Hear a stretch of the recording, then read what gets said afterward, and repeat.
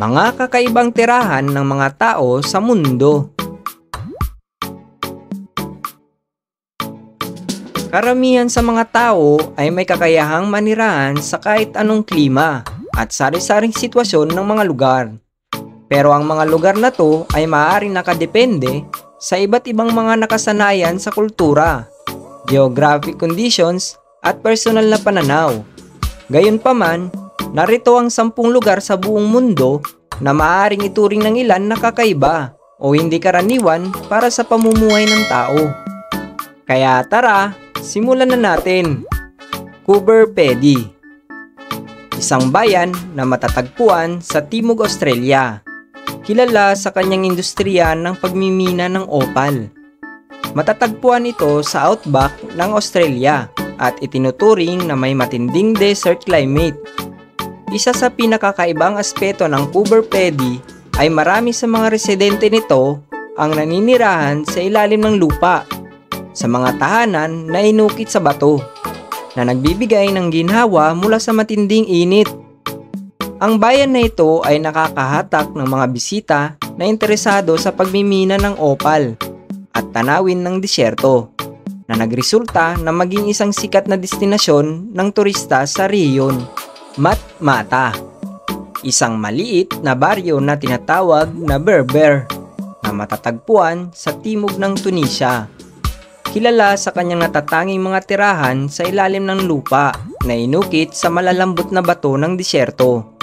Ang mga tirahang ito sa ilalim ng lupa na kilala bilang mga tahanan ng troglodyte ay nagbibigay ng silungan mula sa matinding init ng rehiyon.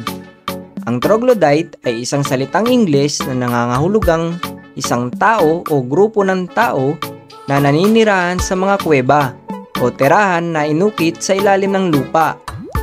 Ito ay maaaring tumukoy sa mga sinaunang uri ng tirahan o mga tradisyonal na pamumuhay sa mga kuweba. Nakakakuha ng pandaigdigang atensyon ang Matmata bilang isang lokasyon sa pag-shoot para sa franchise ng Star Wars, na ginamit bilang background para sa mga eksena sa disyertong planeta ng Tatooine. Ngayon, ito ay umahatak sa mga turista na interesado sa kakaibang arkitektura at kultura nito. Giethoorn, isang magandang baryo na matatagpuan sa lalawigan ng Overijssel sa Netherlands. Madalas itong tinatawag na Venice of the North. Ang Giethoorn ay kilala sa kanyang magagandang mga kanal, kakaibang mga tulay na gawa sa kahoy, at kaakit-akit na mga bahay na may bubong na gawa sa pinagpatong-patong na dayami. Hindi tulad ng maraming ibang baryo, wala itong mga kalsada. Sa halip, ito ay pinagdaraanan ng isang network ng mga daang tubig, at ang pangunahing transportasyon ay sa pamamagitan ng bangka. Ang kakaibang katangian na ito ang nagpabukas sa Giethoorn bilang isang sikat na destinasyon sa turismo, na umaakit sa mga bisita na pumunta upang mag-enjoy sa mapayapang atmosfera, magandang tanawin at payapang mga paglalayag sa kanal. Supay Village, na kilala rin bilang Havasupai Village, ay matatagpuan sa Havasu Canyon na nasa loob ng Grand Canyon sa estado ng Arizona. Ito ay matatagpuan sa Havasupai Indian Reservation at isa sa pinakamalayong pamayanan sa Estados Unidos. Accessible lamang sa pamamagitan ng paglalakad, pagmamaneho ng kabayo o helicopter. Kilala ang Supay Village sa kanyang kagandahan ng kalikasan, kabilang ang mga talon, asul na tubig at mga pulang bato.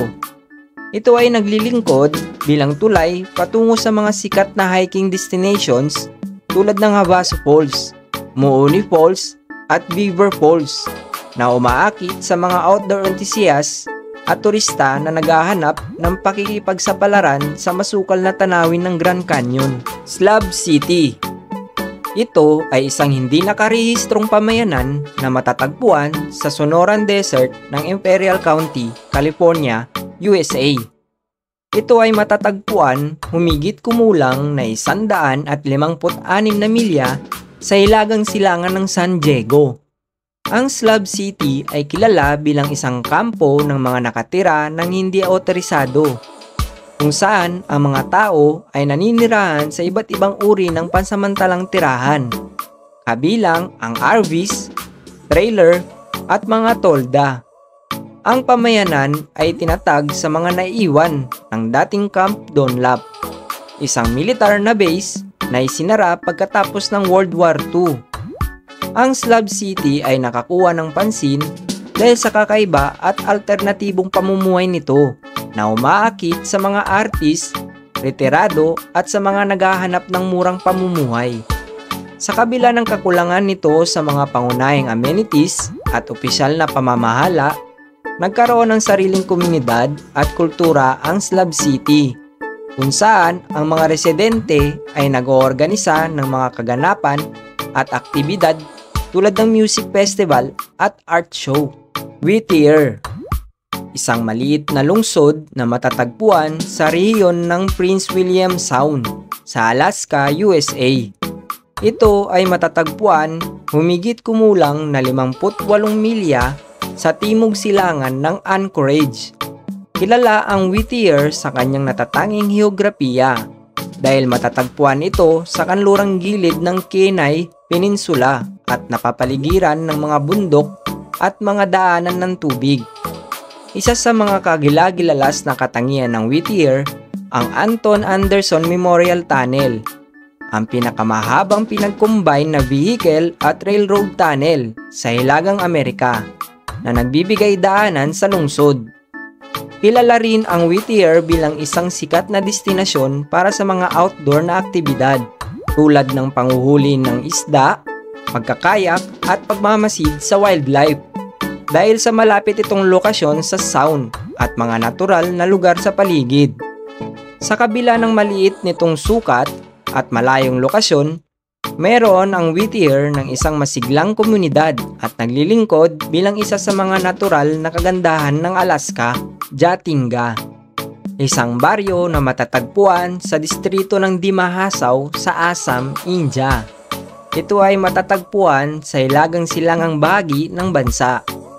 Kumuha ng pansin si Jatinga dahil sa isang pinumenon na kilala bilang ang Jatinga Bird Mystery. Sa ilang buwan ng taon, lalo na sa huli ng panahon ng tag-ulan, sinasabi na maraming migratoryong ibon ang nanilito at nahuhulog sa kanilang kamatayan sa baryo. Ang misteryosong pinomenon na ito ay nagdulot ng pagtataka sa mga saintipiko at mananaliksik ng maraming dekada. Sa kabila ng mga pagsisikap na maunawaan ang pinomenon, hindi pa rin tiyak kung bakit nahuhulog ang mga ibon sa Jatinga at kung bakit sila nagpapakita ng ganitong ugali. Dahil dito, naging isang atraksyon sa turista ang Jatinga para sa mga bird watcher at mga nais na makakita ng kakaibang pangyayaring ito. Longyear Bien, isang bayan sa isla ng Spitsbergen na bahagi ng arkipelago ng Svalbard sa Norway. Ito ang pinakamalaking lugar na bayan sa Svalbard, na kilala sa kanyang natatanging klima at kultural na heritage. Mayroon itong populasyon na halos 2,500 na tao, kung saan ang karamihan ay mga residenteng Norwayan. Ang klima sa Longyear Bien ay malamig sa karamihan ng taon, na may polar night na nagtatagal ng ilang buwan sa taglamig at midnight sun sa taginit. Ang bayan ay mayroong mga pasilidad tulad ng paaralan, ospital, simbahan at mga tindahan. Pangunahing industriya ng Longyear Bien ay ang pagmimina at turismo, kung saan ang mga turista ay bumibisita upang makakita ng polar na tanawin tulad ng glacier at wildlife. Pati na rin ang pagsali sa mga outdoor na gawain tulad ng hiking at snowmobiling. Aogashima Island, isang bulkanikong isla na matatagpuan sa dagat ng Pilipinas, na bahagi ng Tokyo Islands sa Japan. Kilala ito sa kanyang natatanging geographical na mga features, kabilang ang isang bulkanikong kaldera sa loob ng isang mas malaking kaldera, na nagresulta sa isa sa pinaka-nakakaakit na likas na formasyon sa mundo. Ang isla ay mayroong maliit na populasyon na maaaring umabot sa mga 200 na residente at maaari lamang puntahan sa pamamagitan ng bangka o helicopter. Sa kabila ng kanyang liblib na lokasyon, ang Aogashima Island ay nakaka-attract sa mga bisitang naghahanap ng adventure dahil nag-aalok ito ng kahangahangang tanawin, mainit na bukal at pagkakataon upang mapaglakbay at makapag-camping sa gitna ng kanyang mabatong lupain. Ramri Island. Ang isla ng Ramri ay matatagpuan sa baybayin ng Myanmar, sa Look ng Bengal.